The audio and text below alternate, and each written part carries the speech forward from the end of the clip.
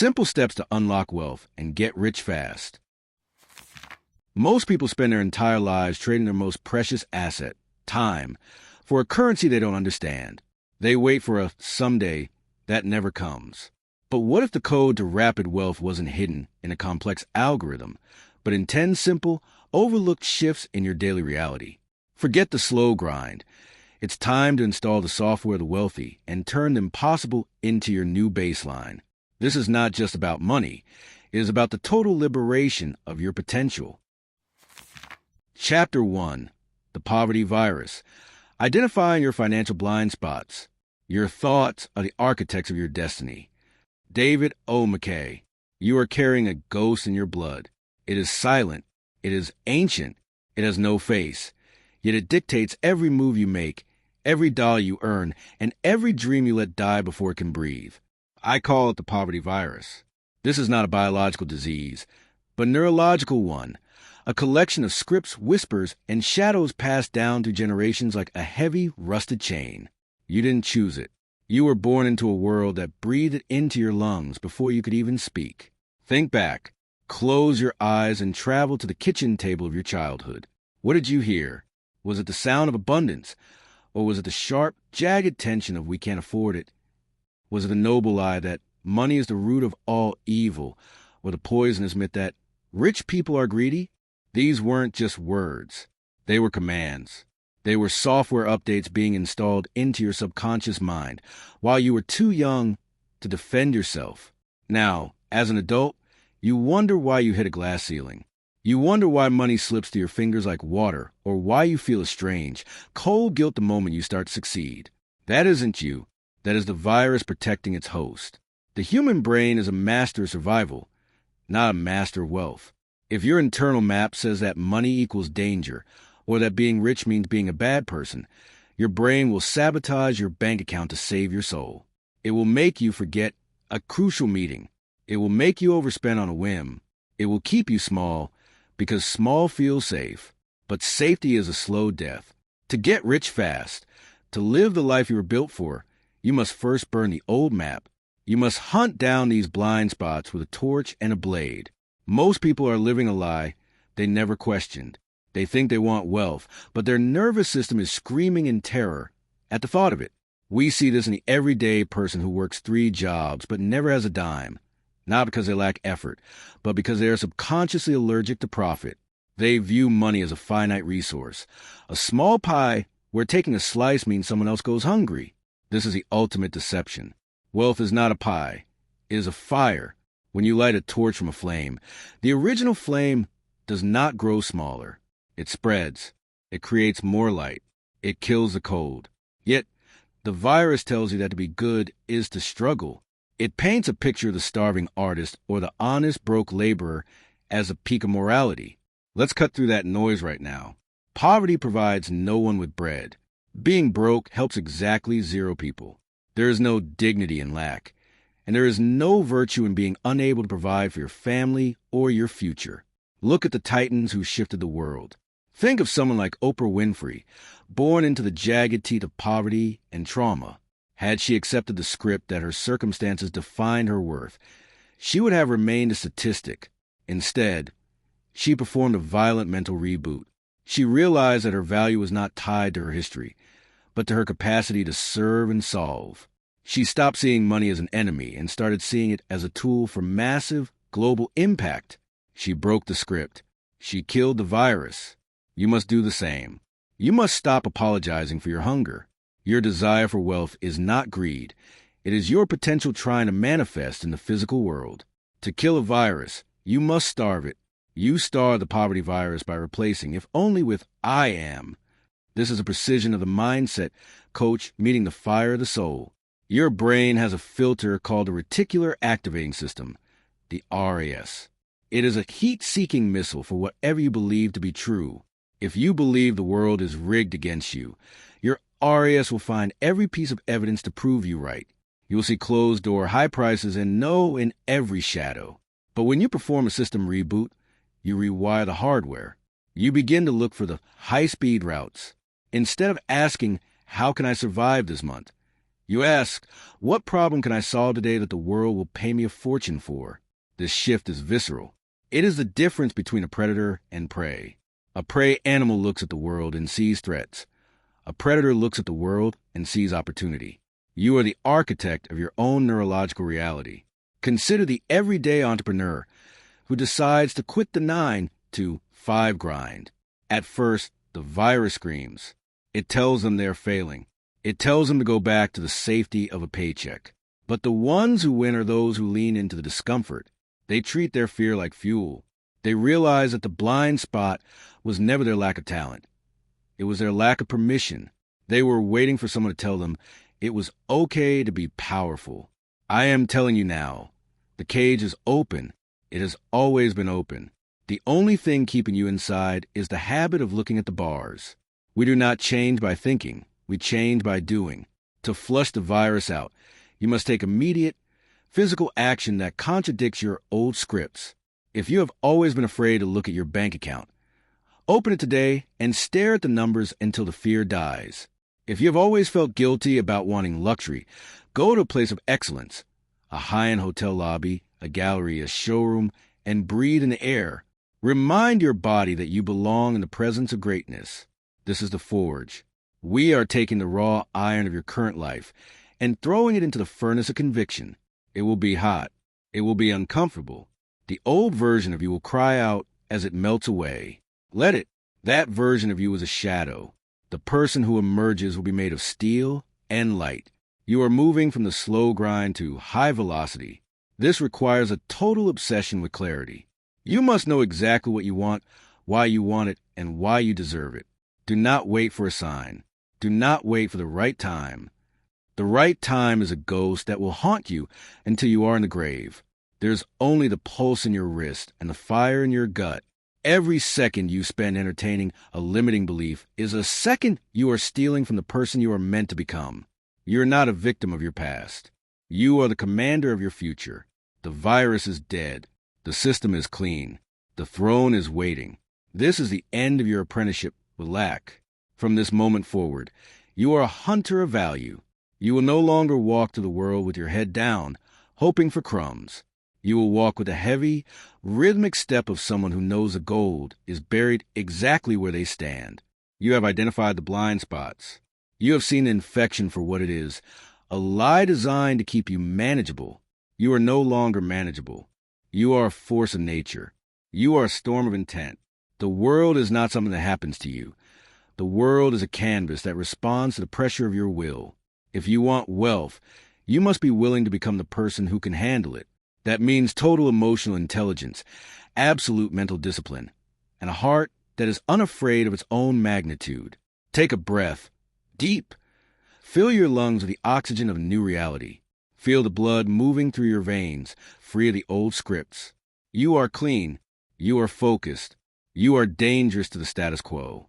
The journey to getting rich fast does not start with a bank deposit. It starts with the ironclad realization that you are worth every cent of the empire you are about to build. Rise up. The sun is hitting the peak of the mountain, and it's time for you to climb. Not later. Now, the fire is yours. Chapter 2. The Velocity of Value. Why Hard Work is a Trap. Don't work hard. Work smart. It's not about how many hours you put in. It's about what you get done. Sam Altman. You've been lied to. From the moment you sat at a wooden desk in school, the world began carving a dangerous myth into your brain. They told you that if you just worked hard enough, if you ground your bones into dust and traded every waking second for a paycheck, you would eventually be free. It is a trap. It is a cage built of sweat and exhaustion. If hard work were the secret to wealth, the construction worker would be a billionaire and the single mother working 3 jobs would own the city. But they don't, because the world does not pay you for your sweat. It pays you for your value. Listen to the rhythm of your own life. Are you running on a treadmill that never ends? You wake up, you sell your time, you get a sliver paper in return, and you repeat until the sun goes down. This is the slow grind. It is a linear death. In this system, your income is capped by your heartbeat. You only have 24 hours in a day, and if you are trading those hours for dollars, you have already lost the war. You are a slave to the clock. To break free, you must stop being a laborer and start being an architect of impact. You must shift from the volume of work to the velocity of value. Think about a high-voltage power line. It doesn't work harder than a flashlight battery. It just carries more force. It moves more energy. Most people are trying to power a city with a pocket battery, wondering why they are tired and broke. You don't need more hours. You need more voltage. You need to become a conduit for solutions that the world is starving to receive. Wealth is not a reward for your suffering. It is a reflection of the problems you solve and the speed at which you solve them. Look at the difference between a local baker and a person who creates a global distribution system for bread. Both work with flour. Both feel the heat of the oven. But one is trading their hands for a few coins, while the other is trading a system for a fortune. The baker can only bake so much. Their wealth is tied to their physical presence. If they stop moving, the money stops flowing. This is a fragile existence. True wealth requires you to detach your income from your breath. You must create things that work while you sleep, systems that solve problems while you're miles away, and ideas that scale across borders without you having to be in the room. Consider the story of a simple software developer who writes a piece of code that automates a boring task for 1,000 companies. They wrote that code once. They sweated once. But that code now works 1,000,000 times a day, every day, forever. That is velocity. That is value that has been stripped of the shackles of time. Compare this to the consultant who bills by the hour. The consultant is always one flu or one tired morning away from bankruptcy. One is a builder of engines. The other is the fuel being burned inside the engine. Which one are you? The market is a cold, honest mirror. It does not care about your intentions. It does not care how tired you are at 5 p.m. It only cares about the result. If you solve a $10 problem, you get $10. If you solve a $10 million problem, you become a titan. The secret to getting rich fast is to stop looking for a job and start looking for a pain. Where's the world hurting? Where's the friction? Where's the bottleneck that is slowing everyone else down? Find that bottleneck, smash it, and charge the air you've allowed people to breathe. Your brain is wired to take the path of least resistance, which is why hard work feels so comfortable. It's easy to be busy. It's easy to fill a calendar with meetings and emails and tasks that mean nothing. It's a form of hiding. By staying busy, you avoid the terrifying work of being truly valuable. High-value work requires a different kind of brain chemistry. It requires deep work, the kind of focus that burns like a laser and cuts through the noise of a crowded marketplace. When you decide to stop trading time for money, your nervous system will panic. It will tell you that you are being lazy because you aren't doing enough. This is a poverty virus trying to pull you back into the dirt. You must silence that voice with logic and fire. Realize that 1 hour of high-leverage thinking is worth 1,000 hours of low-level execution. You are moving from the dirt to the sky. In the dirt, you see the rocks. In the sky, you see the horizon. Take a person who decides to write a book or build a digital course.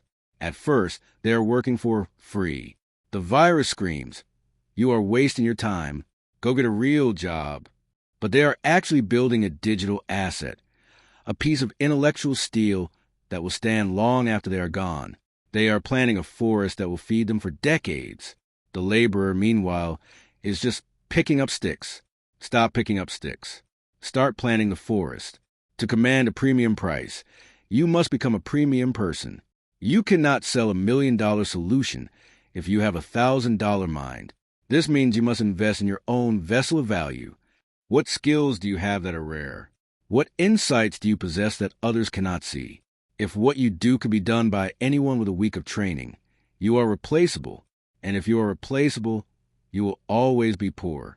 You must forge a skill set that is so sharp, so specific, and so powerful that the market has no choice but to pay you what you ask. Think of a world-class surgeon. They don't get paid for the hour they spend in the operating room.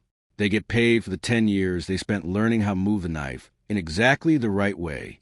They are being paid for the outcome, not the effort. You must find your knife. You must find the one thing you can do that creates massive leverage for others. Once you find it, you don't just do it, you scale it.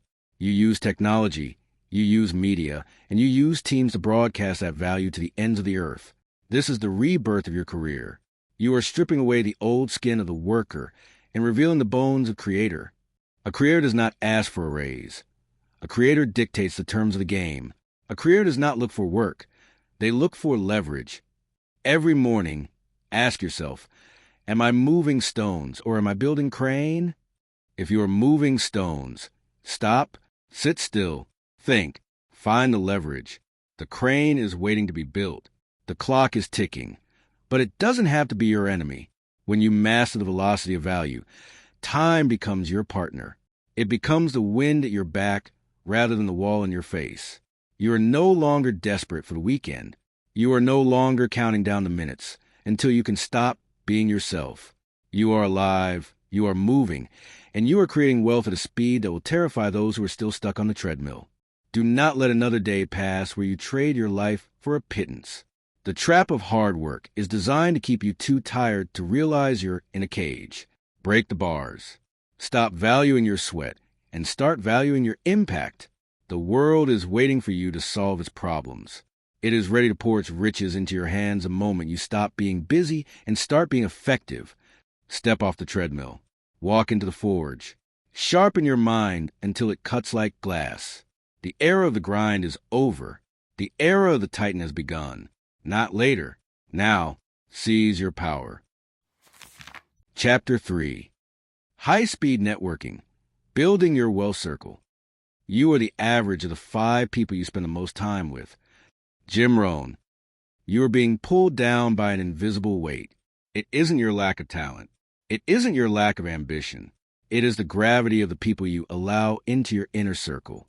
Human beings are biological mirrors. We are wired to sync our heartbeats, our speech patterns, and, most dangerously, our expectations with the people around us. If you sit in a room with 4 people who complain about the economy, you will become the 5th. If you walk with 4 people who believe that wealth is a matter of luck, you will soon find yourself waiting for a miracle instead of building one. Your social circle is your destiny's thermostat. If it's set to survival, you will never feel the heat of true success. Look at your life. Look at the 5 people you talk to most. Are they hunters? Are they builders? Or are they anchors? Most people cling to old friends out of a false sense of loyalty, even when those friends are toxic to their growth. They stay in the shallow water because their friends are afraid of the deep. But loyalty to a dead version of yourself is a betrayal of the person you are becoming. You cannot fly with eagles if you are still scratching for crumbs with the chickens. This isn't about being cold or elitist. This is about survival. This is about recognizing that your time is a non-renewable resource, and every second spent in a low-frequency conversation is a second you are stealing from your future empire. Think of a young athlete. If they train with the best in the world, their body has no choice but to adapt. Their muscles must grow. Their speed must increase. The same is true for your bank account.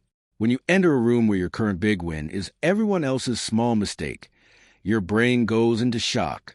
This is a good thing. That shock is the sound of your limits shattering. You need to be the smallest person in the room. You need to be the one with the most questions and the least to brag about. In that space, the sheer pressure of excellence will mold you into something harder, sharper, and more valuable. Wealth is a team sport. No one has ever built a mountain alone. But the team you choose must be built with the precision of a master architect. You need a circle that provides 3 things: pressure, perspective, and permission. Pressure keeps you from getting lazy. Perspective shows you the paths you can't see from your current height. Permission is a silent agreement that it is okay to be rich, it is okay to be powerful, and it is okay to want more. Most people live in circles where wanting more is seen as greed. You must find a circle where wanting more is seen as a duty. Consider the PayPal Mafia, a group of young entrepreneurs, including Peter Thiel and Elon Musk. They didn't just build one company. They built an ecosystem of excellence. When they moved together. They challenged each other. They funded each other. They became a force of nature because they refused to let their standards drop to the level of the average man. You don't need 1,000 contacts. You need 5 giants. You need people who will look you in the eye and tell you that your best isn't good enough yet.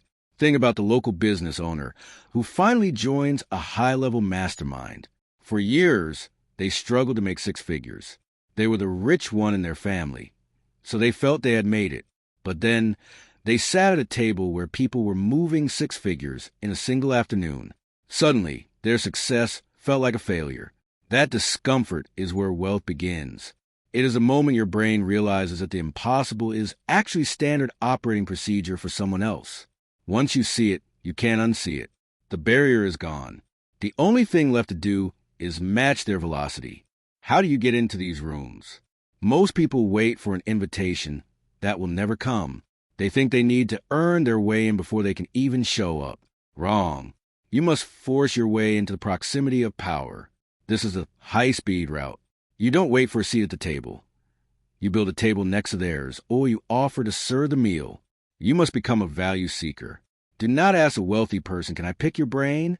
That is a request for a theft of time. Instead, ask, "How can I be useful to you?" Find the person who is 10 steps ahead of you and find the problem they are too busy to solve. Solve it for free. Give them so much value that they feel a biological urge to help you in return. This is the law of reciprocity. When you serve a giant, you begin to see the world through their eyes. You start to understand their why. You see how they handle a crisis, not with panic, but with a cold, calculated strike. This is the real education. You can't get this from a book. You get it from the sweat and the silence of being in the room where the big decisions are made. Think of a student who offers to work for an elite investor for zero pay, just to listen to their phone calls. For 6 months, they live on bread and water, but they are absorbing $1 million vocabulary. They are learning the shortcuts that took the investor decades to find. By the end of that year, that student is no longer a student. They are a peer. They have bypassed years of trial and error because they had the courage to be the poor one in the room. They traded their ego for an empire. That is a trade you must be willing to make every single day. Your wealth circle should be a living, breathing furnace. It should be a place where ideas are forged and weaknesses are burned away. This is a concept of the mastermind, a third mind created when 2 or more people coordinate in a spirit of perfect harmony toward a definite objective. When you are in a high-speed circle, your battery never runs dry. When you stumble, the collective momentum of the group carries you forward. When you succeed, the group pushes you to double your goals before you even finish celebrating. Look at the Inklings, the group of writers that included J.R.R. Tolkien and C.S. Lewis. They met in a pub to read their work aloud and tear it apart. They didn't want nice feedback. They wanted to create something that would last 1,000 years. Because they pushed each other, they changed the face of literature forever. Your wealth circle must do the same for your finances. It should be a place of radical honesty. If your marketing is weak, they should tell you. If your mindset is slipping back into the slow grind, they should call you out. This is not for the thin-skinned. If you want to be coddled, stay with your old friends. If you want to be rich, find people who will challenge your very existence. You are looking for a neurological infection of success. You want their habits to become your habits. You want their confidence to seep into your bones. You want to reach a point where failure is no longer an option because everyone around you has forgotten how to fail. The door to the inner circle is not locked. It is just heavy. It requires the strength of your conviction to push it open. Today, you must make a choice. You must look at your phone, look at your calendar, and look at your life. Identify the anchors. Bless them, love them, and then leave them in the wake of your ship. You cannot drag everyone with you to the summit. Some people are meant to stay in the valley. That is their choice. Your choice is the peak. Start today. Reach out to one person who intimidates you. Join one group where you feel like an imposter. Attend one event where the ticket price makes your heart race. That discomfort is the feeling of your future self being born. You are shedding the skin of the average. You are stepping into the light of the elite. The world is a web of connections. And today, you are weaving yourself into a higher pattern. You are no longer an island. You are part of a fleet. You are no longer a whisper. You are part of a roar. The circle is closing and you are inside. Not later. Now, build your pack. Chapter 4. The lean start. Launching before you are ready. Done is better than perfect. Sheryl Sandberg. You are waiting for a ghost. You are sitting in the dark. clutching your blueprints and your perfect ideas, waiting for a moment that does not exist. You call it preparation. You call it due diligence. I call it a slow suicide of the spirit. Perfectionism is not a high standard. It is a suit of armor you wear because you are afraid of being seen naked by the market. It is a form of procrastination that feels productive, but it is actually the most expensive mistake you will ever make. While you are polishing the brass on a ship that hasn't even left the dock, others are out in the storm, catching the wind and finding the gold. The market does not reward your internal polish. It rewards your external presence. You think you need more data, more degrees, or a more expensive logo. You don't. You need the grit to be good enough today, so you can be legendary tomorrow. Your brain is wired to fear the social death of a public failure, so it keeps you in the safety of the lab. But wealth is not found in the lab. It is found in the dirt and the noise of real-world friction. If your first version does not make you a little bit embarrassed, you launch too late. You have already wasted your most precious resource. Speed. Think of fighter. They don't win by staying in the gym until they have the perfect punch. They win by getting in the ring, taking a hit to the jaw, and adjusting their stance in the heat of the moment. You must become a fighter. You must value the minimum viable wealth over the perfect failure. Launching before you're ready is not reckless. It is the only way to get the data that actually matters. The world will tell you what it wants, but only after you give it something to reject. Your idea is a block of cold iron. You cannot shape cold iron with your thoughts. You must throw it into the fire of the marketplace to make it glow. Only when it is hot can you strike it with a hammer of feedback. Every day you spend thinking is a day the iron stays cold. You must move with the velocity of a predator. Launch the product. Send the email. Make the pitch. Do it with a version that is 70% ready. That missing 30%, you will find it in the bank accounts of your customers. Consider the birth of the most dominant tech giants. They didn't start with the sleek, world-changing systems you see now. They started with ugly websites, broken links, and manual work that didn't scale. They launched when it was painful. They launched when people laughed. But because they were in the arena, they learned 10 times faster than the geniuses who stayed home. Failure is not a wall. It is a signal. It is your brain's way of saying, not that way, this way. When you fail fast, you are just collecting the map to your future empire. Think about a street-side food vendor who wants to open a global restaurant chain. The perfectionist spends 2 years writing a business plan and looking for investors. The wealth builder puts a grill on a sidewalk tomorrow. Within 4 hours, they know which sauce people love and which price people will pay. They have more real-world intelligence in 1 afternoon than the business plan writer has in 2 years. They are not working harder. They are moving faster. They are letting the market forge their success. When you launch before you are ready, you are performing a violent act of brain surgery on yourself. You are training your amygdala, the part of the brain that screams danger, to realize that rejection is not fatal. You are desensitizing yourself to the no. This is how you build a stomach for big money. To get rich fast, you must have a high tolerance for temporary messiness. You must be willing to look like a fool for a season, so you can live like a king for a lifetime. Most people are paralyzed because they have all-or-nothing thinking. They think that if the launch isn't a masterpiece, they are a failure. This is a poverty virus talking. Wealthy people think in iterations. They see life as a series of tests. If test A fails, move to test B. If test B fails, move to test C. The only way to lose the game is to stop testing. Every no is just a piece of gravel you are clearing out of the way to find a vein of gold. Stop looking for the right path. The path is created by the act of walking. Your feet will find the stones. Your eyes will find the light. But you must be in motion. Static objects are easy to hit. Moving targets are impossible to catch. When you move with speed, your momentum protects you. Even your mistakes become part of your forward motion. You're not a student anymore. You are a practitioner of the fast start. What is the smallest thing you can do right now to prove your idea works? Not a month from now. Not an hour from now. Right now. If you want to be a writer, post a paragraph.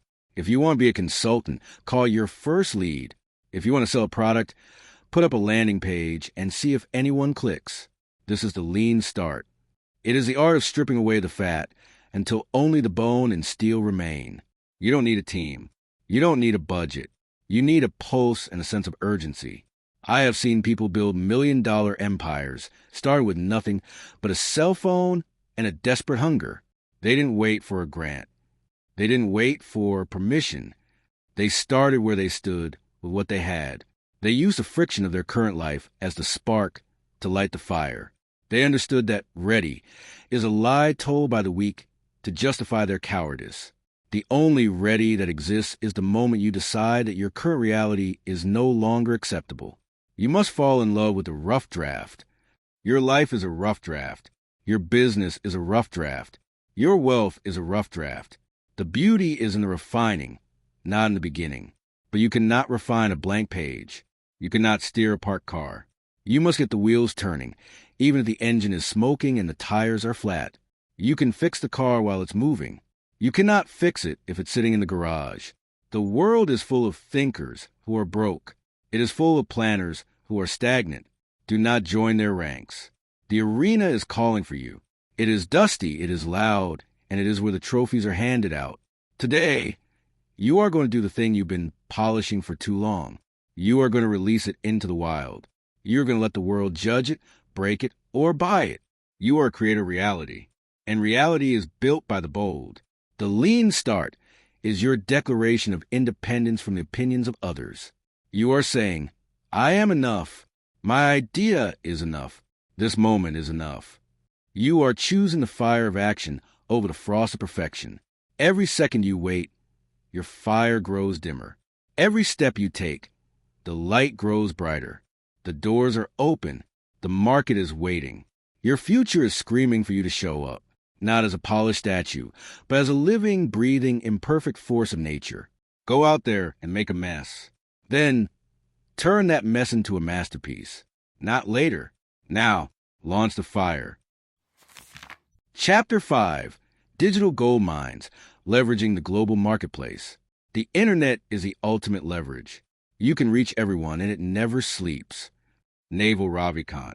You are standing on top of a dormant volcano of wealth. Right now, in the palm of your hand or on the desk in front of you, lies a tool that would make the kings of the ancient world tremble with envy. Most people use the Internet as a playground for distraction, a way to numb their minds with the noise of others. But for the hunter, the Internet is a global nervous system. It is a 24-hour marketplace that never closes, never tires, and never asks for permission. It is the great equalizer. It does not care where you were born, what your skin looks like, or how much money is currently in your pocket. It only cares about the signal you send. The old world was built on physical boundaries. You had to have a shop on a specific street. You had to have a permit from a specific bureaucrat. You were limited by the number of people who could physically walk through your door. That world is dead. Today, your shop is the entire planet.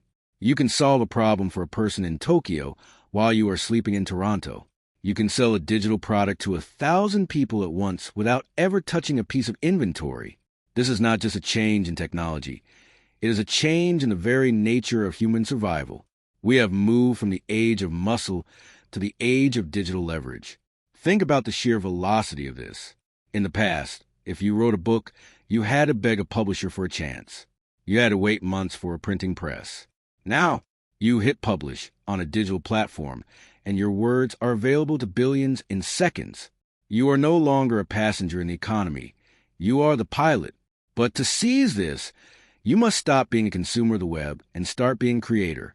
You must stop scrolling through other people's wins and start building your own digital real estate. The Internet is a gold mine, but you have to be the one holding the shovel. True freedom is found when your income is no longer tied to your physical breath. This is the power of ghost engines, automated systems that move value while you move through your life. Imagine a digital course, a series of automated videos, or a self-publishing empire. These are not just files on a server. They are tireless employees. They don't take sick days. They don't ask for raises. They stand at the gates of the global market and collect toll after toll, day and night. Look at the everyday person who decides to start a faceless content channel. They don't need to be a celebrity. They don't need a film crew. They use AI tools to generate scripts, voices, and visuals. They build a system that produces horror stories or motivational clips. At first, the engine is cold. It sputters. But then, suddenly, the algorithm catches a scent. A video goes viral. Thousands of people watch it. Advertisers pay to be there. The creator is at the gym or eating dinner with their family, while the ghost engine is grinding out profit. This isn't luck. This is a strategic use of digital steel. Compare this to the high-paid lawyer.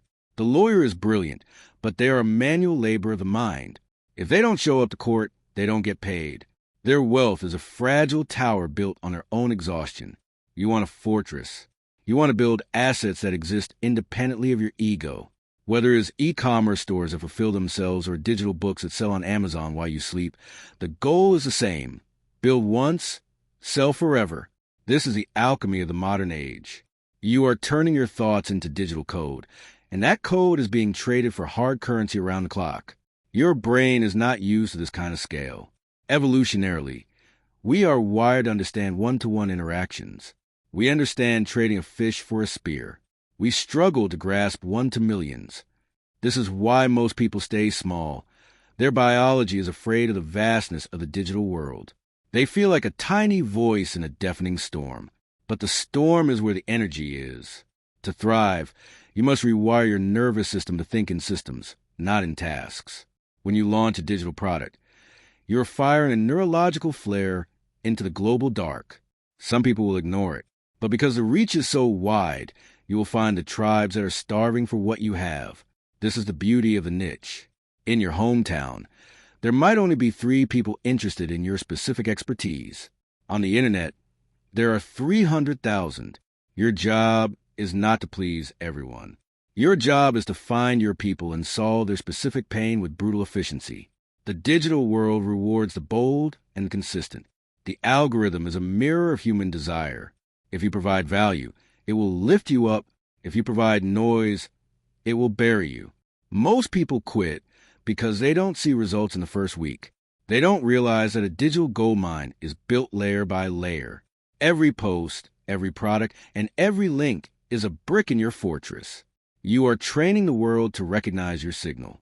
You are building a reputation that travels faster than you ever could. This is high-velocity networking, without the handshakes. Stop thinking of the internet as a place you go, and start seeing it as property you own. Every website you build, every email list you grow, and every platform you dominate is a piece of digital land. In the physical world, land is limited. In the digital world, the frontier is infinite. You can claim as much as you have the courage to build. Think of someone who creates a simple tool, a website that calculates tax for freelancers, or a template for organizing a kitchen. It's simple, it's small, but it solves a recurring itch for millions. That small tool is a piece of digital real estate. It generates traffic. It generates trust. It generates cash. The person who built it didn't need $1 million to start. They needed an afternoon of focus and a refusal to be ordinary. They seize their power by recognizing that the experts don't own the web, the doers do. You must become a digital architect. You must look at the tools of AI and automation, not as threats, but as power suits for your mind. They allow you to do the work of 100 men. They allow you to cut through the noise with the precision of a diamond-tipped saw. You're no longer limited by your own 2 hands. You are limited only by the size of your vision and the speed of your execution. The gold is there. It is hidden in the data. It is flowing to the cables under the ocean and the satellites in the sky. It is waiting for someone with the guts to reach out and grab it. The walls have fallen. The gatekeepers are asleep. The path from where you are to a life of total digital freedom is paved with zeros and ones. You do not need to wait for a better economy. You do not need to wait for a bank loan. You need to open your laptop and start digging. The global marketplace is a raw, electric ocean of opportunity. It is ready to reward your courage with a life that your ancestors could not even imagine. Today, you stop being a digital ghost. You stop lurking in the shadows of other people's success. You are going to plant your flag. You are going to build your first engine. You are going to send your value out into the world and let the digital winds carry it to every corner of the earth. The wealth you seek is not out there in some distant future. It is happening right now in the wires, in the clouds, and in the minds of people you haven't even met yet. You are a citizen of the world. You are a master of the machine. The digital gold mine is open, and the first strike of the pickaxe belongs to you, not later. Now, own the grid. Chapter 6. Using debt as a ladder. I use debt to buy assets. Most people use debt to buy liabilities. That is why they stay poor. Robert Kiyosaki. You've been taught to fear the debt. Since you were a child, the world has whispered that all borrowing is a sin, a weight, a dark cloud over your future. That is a lie designed to keep you small. Debt is not a monster. It is a blade in the hands of a child. A blade is a danger in the hands of a master. It is a tool that carves empires out of raw stone. Most people use this blade to cut themselves. They use it to buy things that rot, things that rust, and things that lose value the moment they leave the shop. They buy a life they cannot afford to impress people they do not like. That is the cage. That is consumer debt, and it will bleed you dry until there is nothing left but bone. But there's another way. There's a strategic debt that acts as a ladder. This is the secret language of the wealthy. While the masses are saving their pennies and watching inflation eat their dreams, the elite are using other people's money to seize the world. They don't wait until they have the cash to buy an asset. They use the bank's muscle to grab the asset now, and then they let the asset pay the bill. This is a shift from a defensive mind to an offensive mind. You are no longer hoarding. You are leveraging. You are using a small amount of your own strength to move a massive weight. Think about the difference between a person who saves for 30 years to buy a single property and the person who uses a loan to buy 10 properties in 3 years. The saver is working against the clock. The borrower is making the clock work for them. If the income from those properties covers the debt and puts profit in your pocket, who is really at risk? The person with no assets and a small savings account is in more danger than the person with $1 million in debt backed by $10 million in steel and concrete. Risk is not about the numbers. It is about the control. Your brain is wired for linear growth. You think, if I work twice as hard, I will have twice as much. This is a biological limit. You must smash. Wealth is not linear. It is exponential. Leverage is the bridge that takes you there. Imagine you have $10,000. You could buy $10,000 worth of a slow-moving stock. Or you could use that $10,000 as a down payment on a $100,000 asset. If that asset goes up by 10%, the saver makes $1,000. The leverage hunter doubles their money. They made 100% return while the other person made 10. That is the power of the ladder. Look at the titans of industry. Think of someone like a young real estate mogul or a tech founder. They don't start with a mountain of gold. They start with a vision and a contract. They go to the people who have the gold, the banks, the investors, the lenders, and they say, "Give me the fuel and I will build the engine." They take the debt, they buy the cash-flowing asset, and they use the profit to kill the debt while they keep the equity. They are using the world's capital to build their own freedom. This is not borrowing. This is investing with velocity. Consider an everyday persona, a woman who wants to start a transport business. She could save for 5 years to buy 1 truck. Or she could use a business loan to buy 3 trucks today. With 3 trucks, she generates 3 times the revenue. She hires drivers. She scales. Within 2 years, the trucks have paid for themselves and she owns a fleet. Had she waited to afford it, the opportunity would have passed her by. The market moves too fast for savers. The market belongs to the bold who know how to use the bank's balance sheet as their own personal springboard. Why doesn't everyone do this? Because their biology screams no. Your amygdala associates debt with the threat of loss. It sees a red ink and feels like a predator is chasing you. To get rich fast, you must perform a system override. You must train your mind to distinguish between debt that eats you and debt that feeds you. If the debt is buying a vacation, it is eating your future. If the debt is buying a machine, a piece of real estate, or a business that produces cash, it is feeding your legacy. You must become cold and calculated. You must look at the numbers with the eyes of a surgeon.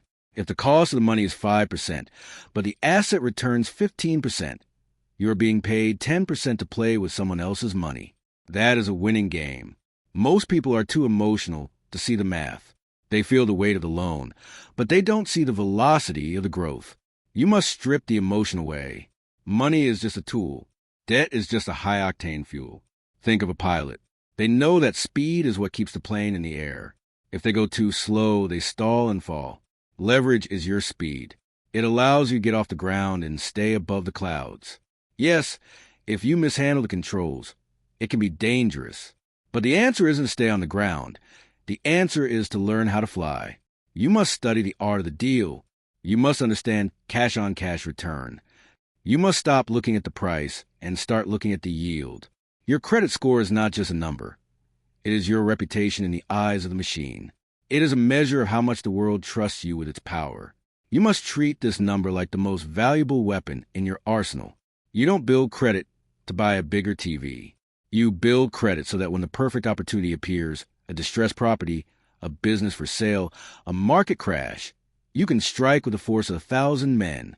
You want to be the person who can call for millions of dollars in a single afternoon because you have proven you are master of the blade. Think of a blacksmith. They don't just find a piece of steel and call a sword. They heat it, they strike it, and they temper it. Your financial reputation is forged in the same way. You take small loans, you pay them back with surgical precision, and you grow your borrowing power over time. You are building a reservoir of potential energy. When the storm hits and everyone else is panicking, you will have the liquidity and the leverage to buy the world while it is on sale. This is the high-speed route to massive wealth.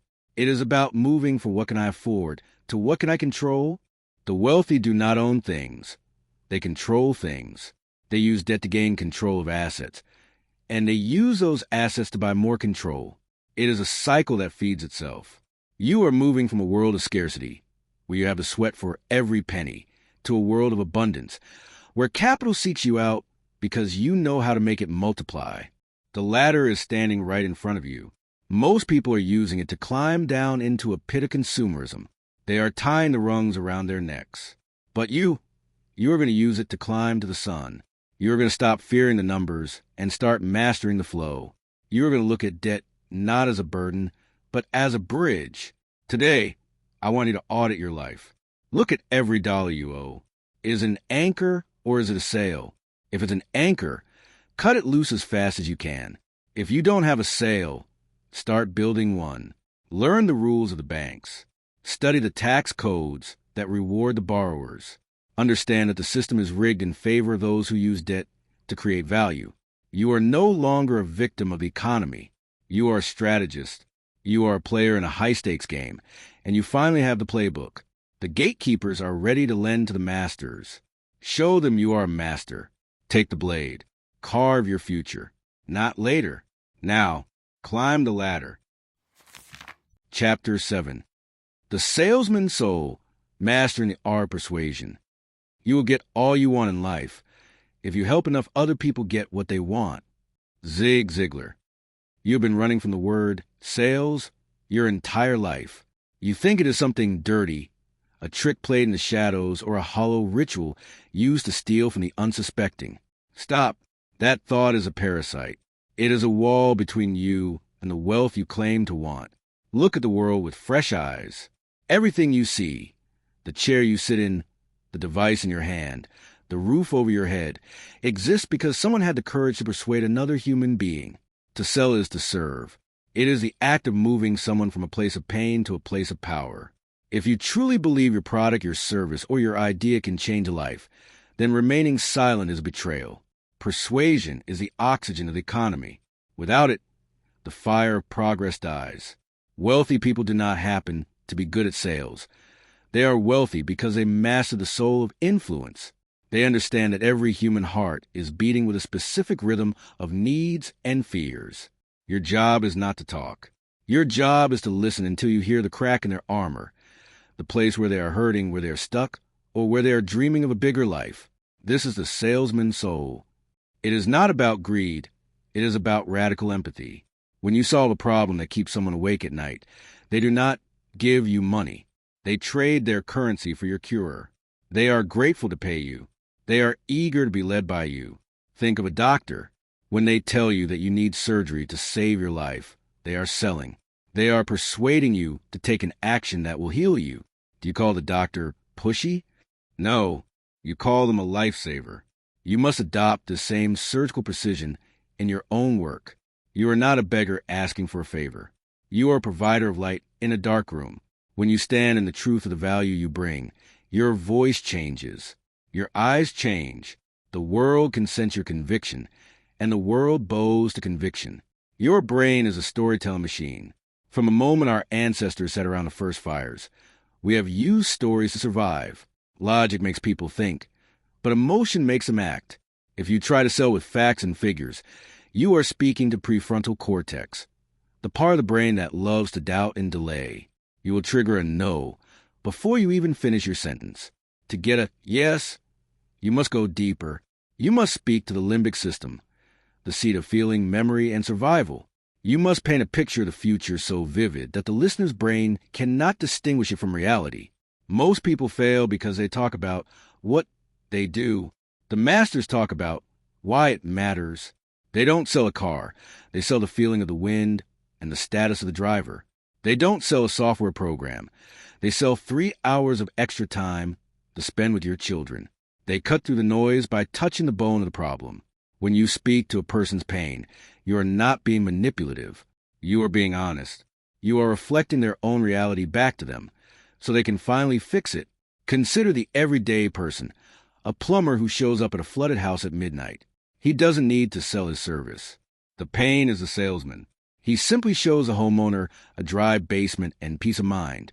That is the secret. You must find the flood in your customer's life. If there is no flood, you must show them the storm clouds on the horizon. This isn't fear-mongering. It is a wake-up call. People are often asleep to their own potential or their own risks. Your job is to shake them awake and offer them a hand to pull them out of the mud. A great pitch is not a speech. It is a movement. It has a rhythm, a pulse, and a direction. You begin by entering their world. You show them that you see them. Use their words. Speak their fears. This creates a bridge of trust. Once you are on that bridge, you lead them to the edge of the cliff, the gap between where they are and where they could be. This is where the tension lives. This is where the soul begins to hunger for change. Most people try to close the gap too fast. They rush the yes. You must let them feel the weight of the gap. Only after the tension is high do you reveal the bridge, your product, your service, your idea. You don't present it as a thing to buy. You present it as the only logical exit from their pain. This is the moment of rebirth. You are showing them a version of themselves that is stronger, richer, and freer. When you do this correctly, there is no objection. There is only the question, how do we start? This is the high-speed route to closing deals. You aren't fighting them. You are guiding them home. Think of a leader like Steve Jobs. He didn't stand on stage and talk about circuits and glass. He talked about putting a dent in the universe. He talked about tools for the crazy ones who changed the world. He sold an identity. When people bought an iPhone, they weren't just buying a phone. They were buying a membership to a tribe of creators. You must do the same.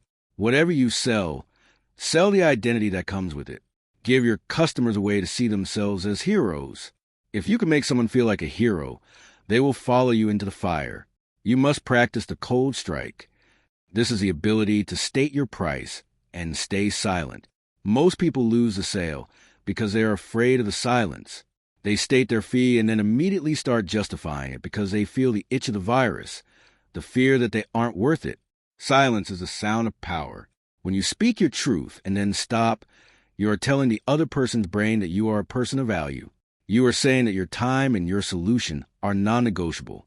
If you want to be rich, you must kill the part of you that wants to be liked. You are not there to be their friend. You are there to be their mentor, their guide, and their solution. Sometimes that means being blunt. Sometimes that means telling them why they are failing. This gritty honesty is what separates the masters from the amateurs. People don't pay for nice. They pay for results. They pay for the person who has the courage to tell them the truth and the skill to fix it. Every interaction is a chance to sharpen your blade. Whether you're talking to a waiter, a CEO, or your own spouse, you are practicing the art of influence. You are learning the micro expressions of the face, the tone of the voice, and the energy of the room. You are becoming a master of biological synchrony, the ability to match the other person's energy and then lead it where you want it to go. This isn't a trick. It is a fundamental human skill.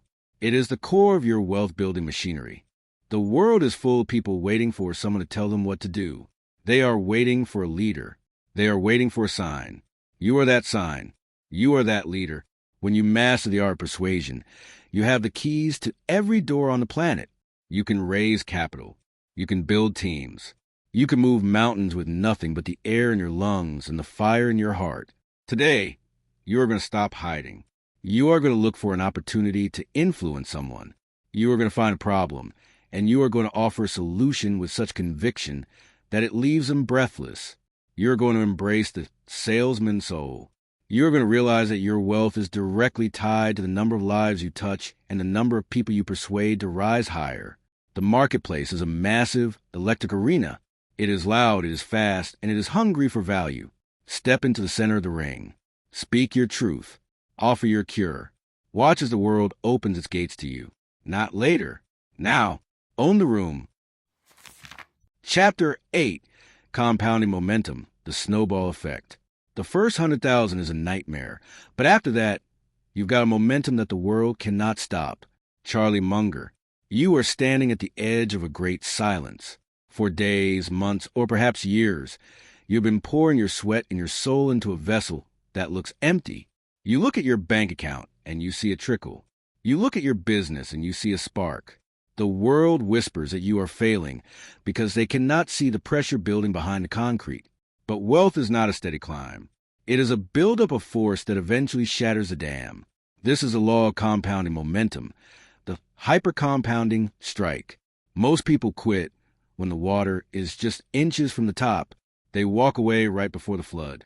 Think about the math of a single drop of water.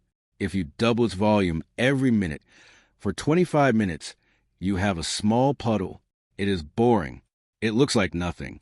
You feel like you are wasting your life.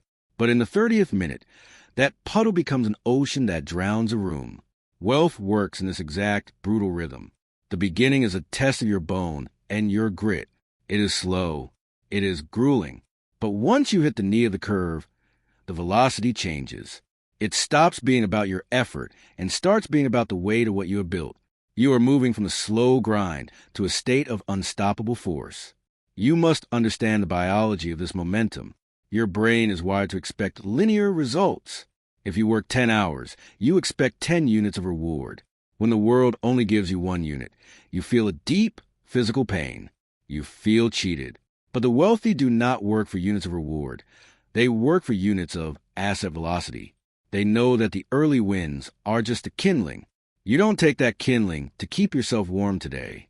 You throw it back into the fire to create a blaze that can be seen from space.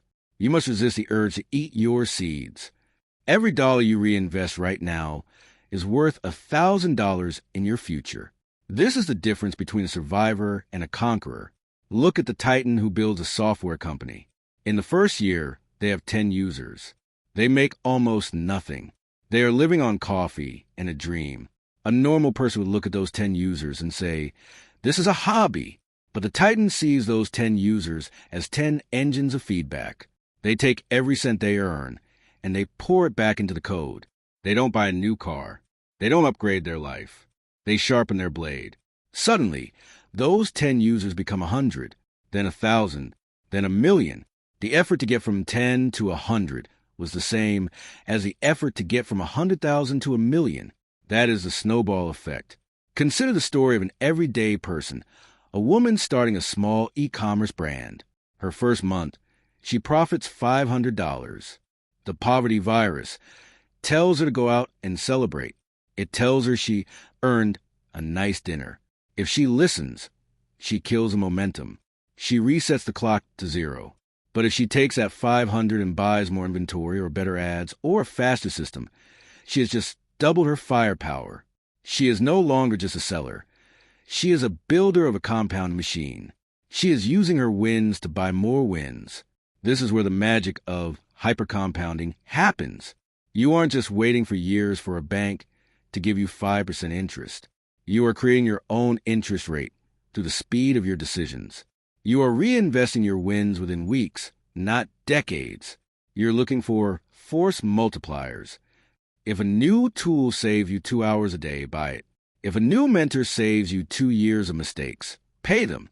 You are buying time. You are buying speed. You are turning your small snowball into a mountain of ice that nothing can melt. When you start to see the momentum take over, something dangerous happens to your chemistry. You hit a dopamine peak. You see the money flowing. You see the influence growing. This is the moment where most people get fat and happy. They slow down. They think they have arrived. But this is actually the moment to press the accelerator until the floorboards break. You must use the performance psychology of an elite athlete. When the opponent is tired, that is when you sprint, your brain will try to convince you that you are safe. It will try to pull you back into the standard way of living. You must fight this with a passionate conviction. Remind yourself that you didn't come this far just to be comfortable. You came to be a force of nature. True wealth is not a number. It is a state of constant, directed motion. You must stay hungry in the abundance. Treat your first million like your first dollar. Use the confidence from your wins to take bigger, colder, more calculated risks. Think of a massive locomotive. It takes a huge amount of energy to move it just 1 inch from a dead stop. You could stop it with a small block of wood under the wheel. But once that train is moving at 80 miles an hour, it can smash through a concrete wall without even shaking the coffee in the engineer's hand. You are that train. The early chapters of this book were about getting you to move that first inch. This chapter is about making sure you never touch the brakes. You are building a neurological habit of winning.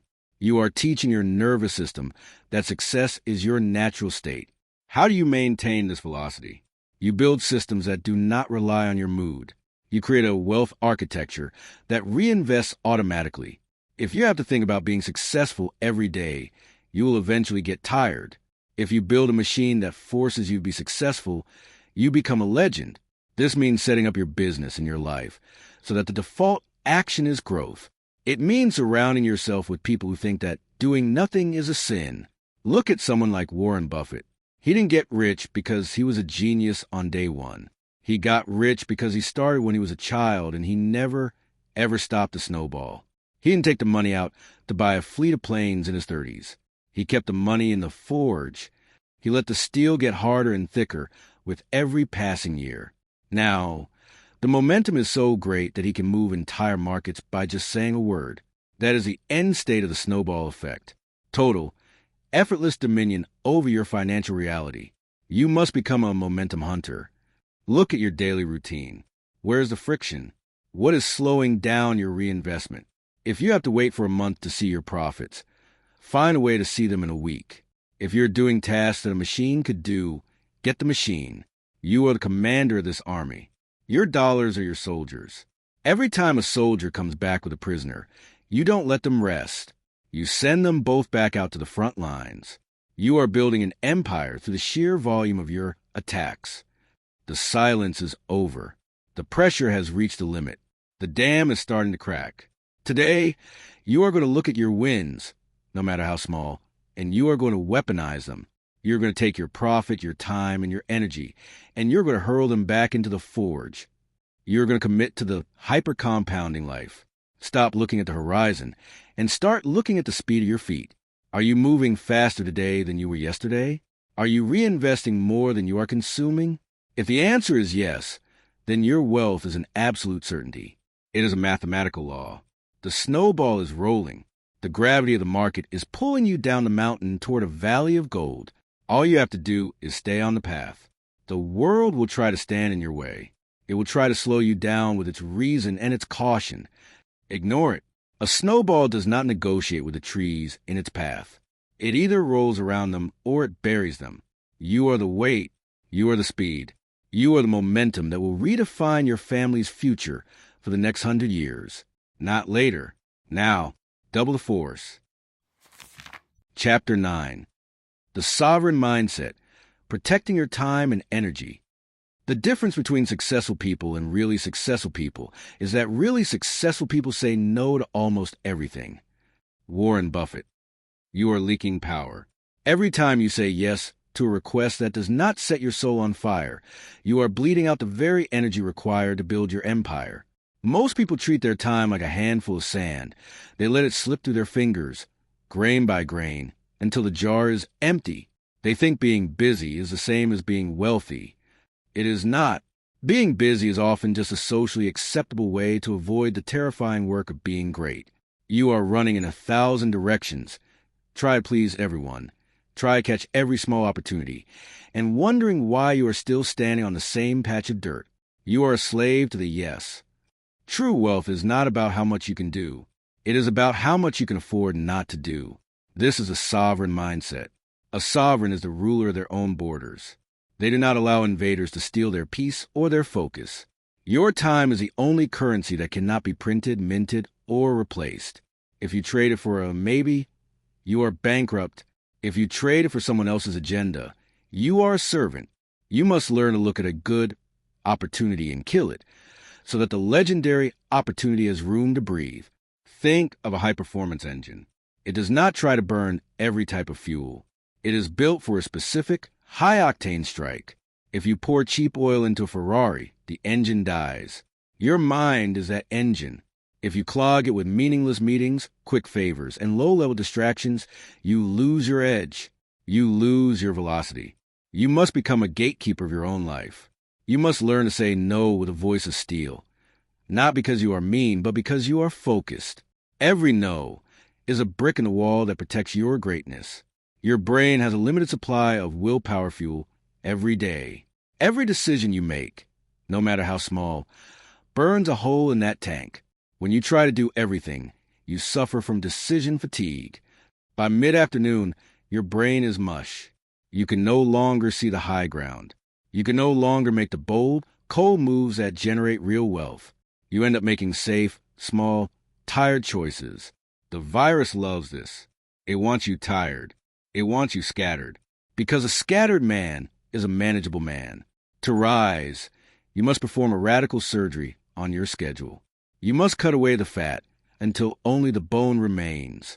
This is essentialism in action.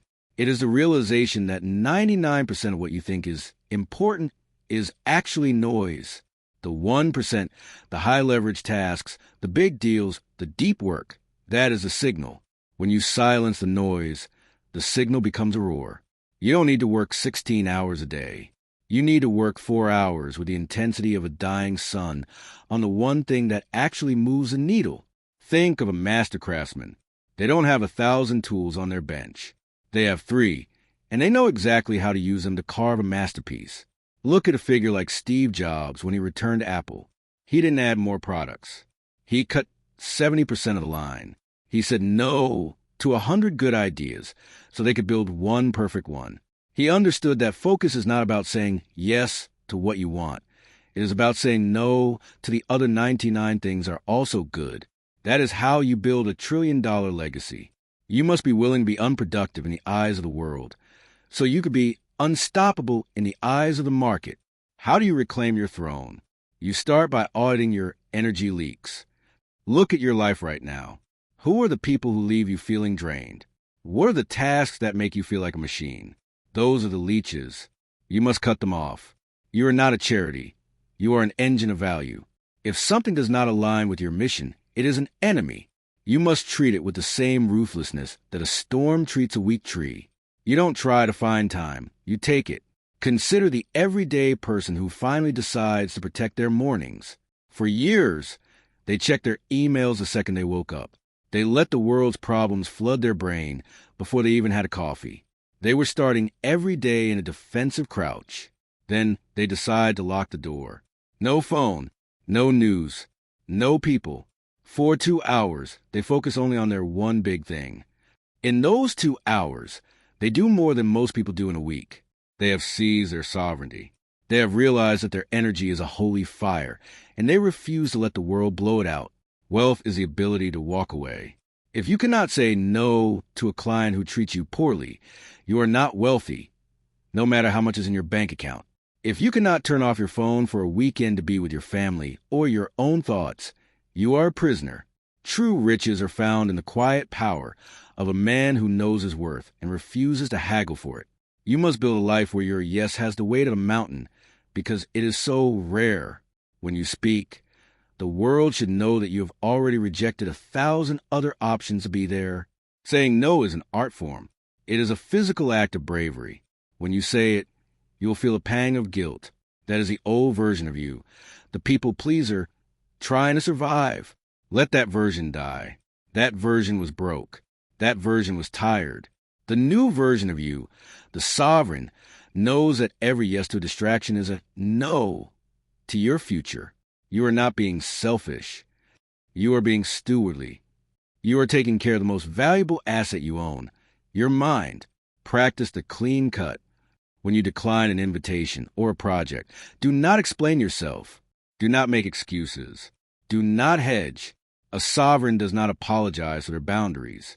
I cannot do that at this time is a complete sentence.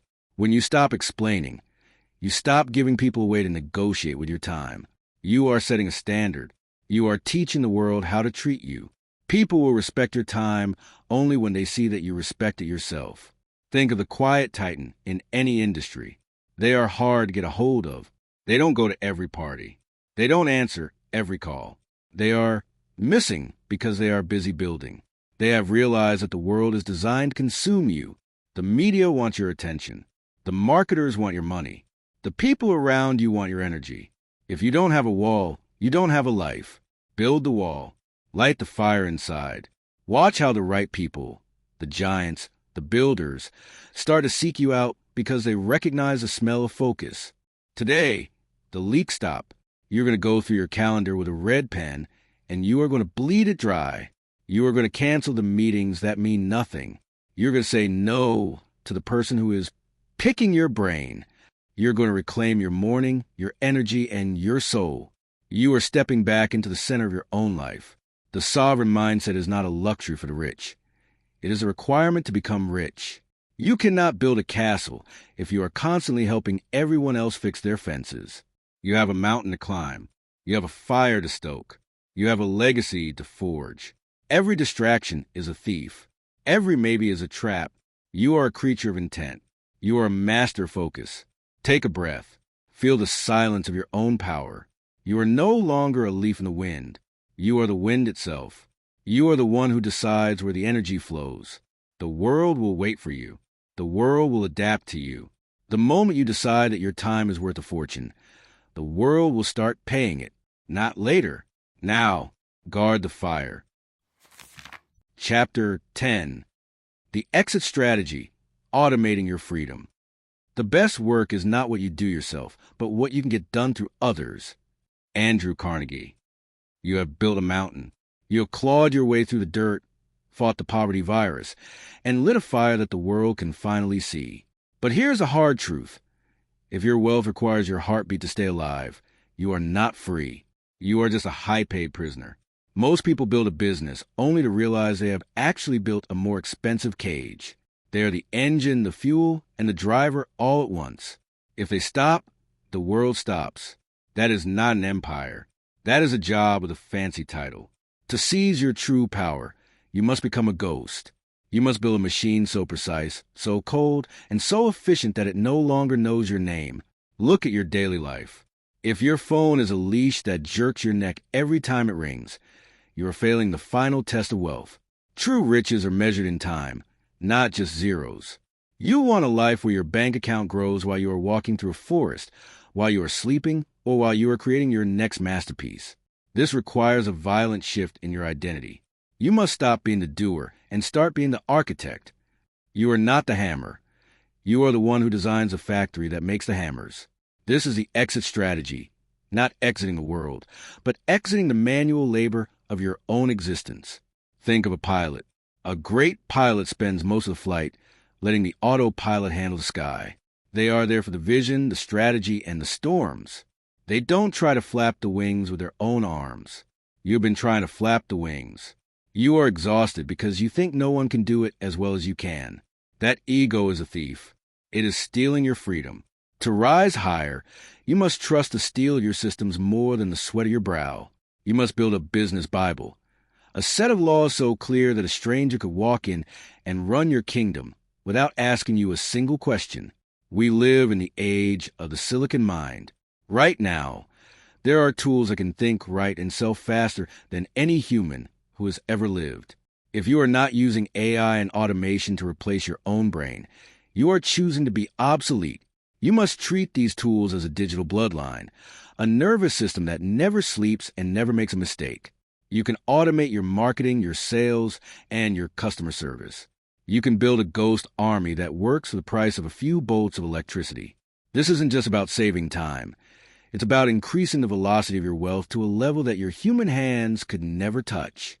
Consider the everyday persona of a consultant who used to spend 10 hours a day answering emails and booking calls.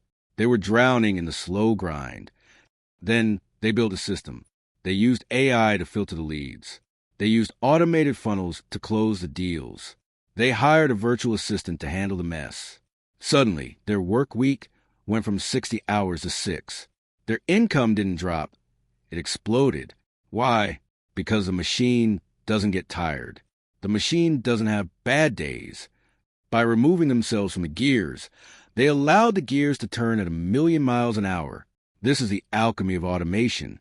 You are taking your expertise, the special sauce that makes you valuable, and you are carving it into code and checklists. You are creating a repeatable miracle. If a task can be done by a machine, let the machine have it.